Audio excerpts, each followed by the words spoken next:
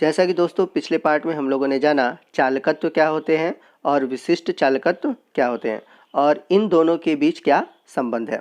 आज के इस पार्ट में हम बात करेंगे मोलर चालकता यानी कि मोलर कंडक्टिविटी के बारे में। तो आइए देखते हैं कि हम कैसे मोलर चालकता को परिभाषित कर सकते हैं। तो विद्युत अपघट्य विलयन के उस आयतन की चालकता जिसमें विद्युत अपघट्य का एक मूल उपस्थित हो मोलर चालकता कहलाता है। मोलर चालकता को हम लैम्डा एम से प्रदर्शित करते हैं। जैसा कि आप यहाँ पर देख सकते हैं कि उल्टे वी के आकार का सिंबल बना हुआ है जिसे हम लैम्डा कहते हैं। तो यहाँ पर मैं आपको मोलर चालकता समझाने की कोशिश कर रहा हूँ, तो आप ध्यान से देखिएगा और इसको समझिएगा। तो यहाँ पर मैं एक पात्र लेता हूँ और इस पात्र में हम NaCl का जलीय विलयन तैयार करेंगे।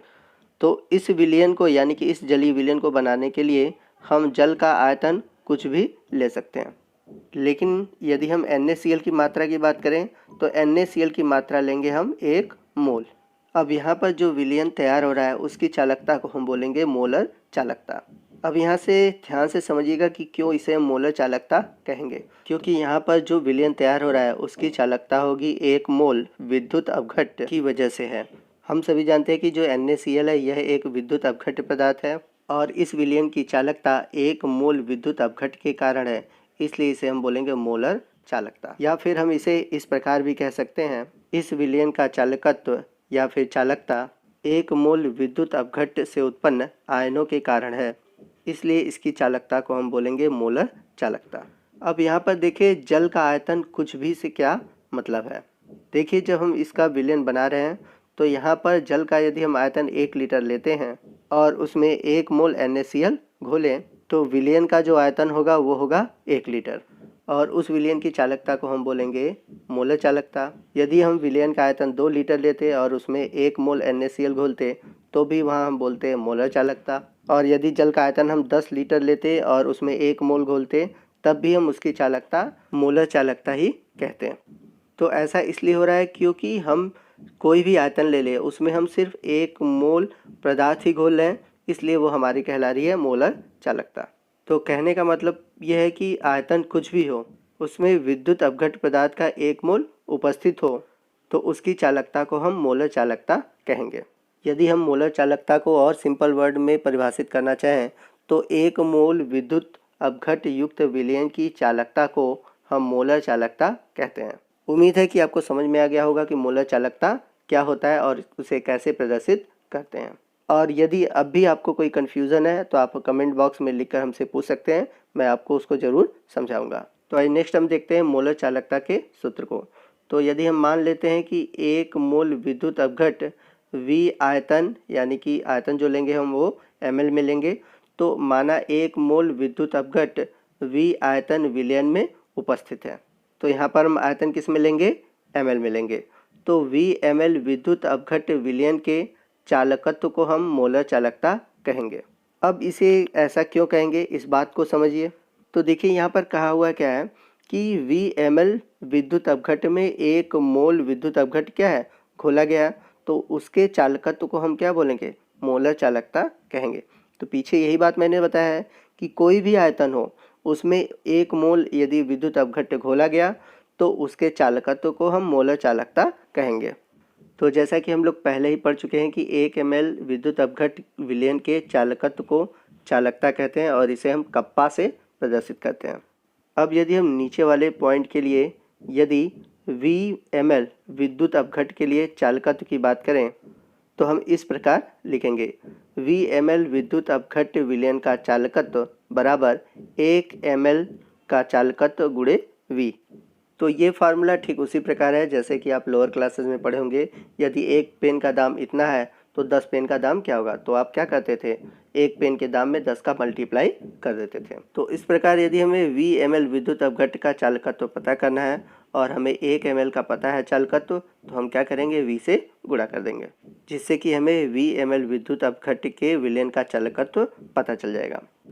तो Vml विद्युत अपघट्य के विलयन के चालकत्व को हमने यहाँ पर मोलर चालकता मान रखा है, क्योंकि हमने माना था कि Vml विद्युत अपघट्य में 1 मोल घुला हुआ है। तो Vml विद्युत अपघट्य विलयन के चालकत्व को हम बोलेंगे मोलर चालकता, 1 ml के चालकत्व को हम बोलेंगे चालकता तो यहाँ पर v है तो v हमने रहने दिया। तो इस आधार पर हम लोगों ने लिखा कि लैम्डा m बराबर कप्पा इंटू वी। तो लैम्डा m यहाँ पर मोलर चालकता है, कप्पा यहाँ पर चालकता है और v क्या है, आयतन है। तो ये हो गया हमारा मोलर चालकता का सूत्र। तो इस सूत्र को हम थोड़ा परिवर्तित भी कर सकते हैं, क्योंकि कभी कभी न्यूमेरिकल क्वेश्चन में आपको आयतन न देकर मोलरता देता है।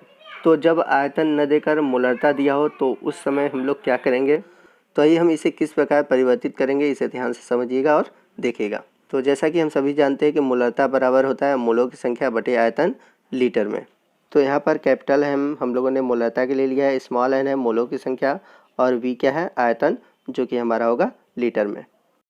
अब देखिए इस सूत्र में हम क्या करेंगे, क्रॉस मल्टीप्लाई करके v को उधर ला दें और m को इधर ला दें, तो v इक्वल टू हो जाएगा 1/m। तो देखिए v इन लीटर बराबर हो गया हमारा 1/m, और यहाँ पर हमें जो आयतन लेना है वो ml में लेना है, या फिर आप कह सकते हैं सेंटीमीटर क्यूब में लेना है। तो जब हम v सेंटीमीटर क्यूब लेंगे तो हम यहाँ पर क्या करेंगे, 1000 का गुणा कर देंगे, यानी कि 1/m के साथ 1000 का मल्टीप्लाई हो जाएगा। क्योंकि हम सभी जानते हैं कि जब भी हम लीटर को मिलीलीटर में बदलते हैं तो क्या करते हैं, 1000 का मल्टीप्लाई कर देते हैं। तो v इन लीटर का मान था 1/m, और v इन ml को अगर हम लेंगे तो 1/m इंटू 1000 हो जाएगा। अभी हम लोगों ने सूत्र पढ़ा था मोलर चालकता बराबर होता है चालकता गुणे v। तो यहाँ पर v क्या था, आयतन था, और यहाँ पर हम लोगों ने आयतन को लिया था ml में। तो जैसा कि मैंने बताया था कि मिलीलीटर को आप सेंटीमीटर क्यूब भी कर सकते हैं या कह सकते हैं। तो यहाँ पर जब हम v की वैल्यू रखेंगे तो यहाँ पर आपको एक फार्मूला प्राप्त होगा। तो वो फार्मूला क्या है, मोलर चालकता बराबर चालकता गुणे 1000/m। तो यह एक नया सूत्र हो गया मोलर चालकता के लिए, जब आपका आयतन न दिया हो और मोलरता दिया हो। तो इस सूत्र को आप याद रखिएगा, क्योंकि आपके ज़्यादातर जो भी न्यूमेरिकल लगेंगे इसी सूत्र से लगेंगे। तो इस सूत्र में लैम्डा m क्या है, मोलर चालकता है, कप्पा क्या है, चालकता है, और m क्या है, मोलरता है। उम्मीद है कि आपको मोलर चालकता का ये डेरिवेशन समझ में आया होगा। आइए नेक्स्ट हम बात करते हैं मोलर चालकता के मात्रक की। तो यदि हम बात करें मोलर चालकता के मात्रक की, तो जैसा हम सभी जानते हैं कि मोलर चालकता बराबर होता है कप्पा गुणे 1000/m। यहाँ पर कप्पा जो है वो चालकता है और इसका मात्रक हम लोगों ने पहले ही पढ़ा है, सीमेन सेंटीमीटर यूनिवर्स। और यहाँ पर जो m है वो है मोलरता, और मोलरता का मात्रक आप सभी जानते हैं मोल पर लीटर, या फिर हम कह सकते हैं मोल प्रति सेंटीमीटर क्यूब। तो यहाँ पर हम लोगों ने सेंटीमीटर क्यूब इसलिए लिया क्योंकि ये भी सेंटीमीटर में है और नीचे ये भी सेंटीमीटर है, तो हमें सॉल्व करने में आसानी रहेगी। तो यदि हम मोलर चालकता के सूत्र को मात्रक के रूप में लिखें तो हमारा जो मात्रक आएगा वो आएगा लैम्डा m बराबर, तो यहाँ पर कप्पा के मात्रक को हम लिखेंगे सीमेन सेंटीमीटर यूनिवर्स, गुणे यहाँ पर 1000 है तो 1000 का कोई मात्रक नहीं होगा, तो यहाँ पर हम ले लेंगे 1, और मोलरता का मात्रक हम लोगों ने रख दिया है मोल प्रति सेंटीमीटर क्यूब। तो इस इक्वेशन में हम सेंटीमीटर क्यूब को ऊपर ले जाएंगे, तो जब हम ऊपर ले जाएंगे तो कुछ इस तरह से इक्वेशन हमें प्राप्त होगा। अब यहाँ पर सेंटीमीटर के पावर 3 है और यहाँ पर -1 है, तो यहाँ से क्या होगा, 3 में से -1 घट जाएगा।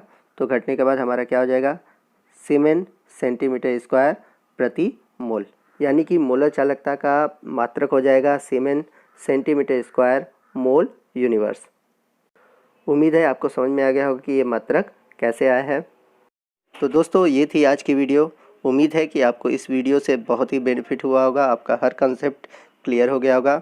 अगर आपको वीडियो अच्छा लगा हो तो वीडियो को ज़रूर लाइक कीजिएगा। कोई भी डाउट हो आप हमसे कमेंट करके पूछ सकते हैं, और अगर वीडियो अच्छा लगा है तो आप कमेंट करके हमें कह भी सकते हैं, और अपने दोस्तों में इसे अधिक से अधिक शेयर कीजिए ताकि वो भी इसका बेनिफिट पा सकें। और यदि आप हमारे चैनल पर नए हैं और अभी तक आपने हमारे चैनल को सब्सक्राइब नहीं किया है तो प्लीज़ हमारे चैनल को सब्सक्राइब कीजिए, और बगल में जो बेल आइकन है उसको प्रेस कीजिए ताकि जब भी मैं कोई नया वीडियो अपलोड करूं उसका नोटिफिकेशन आपको मिलता रहे। तो मिलते हैं अगले वीडियो में अगले टॉपिक के साथ, तब तक के लिए जय हिंद, जय भारत।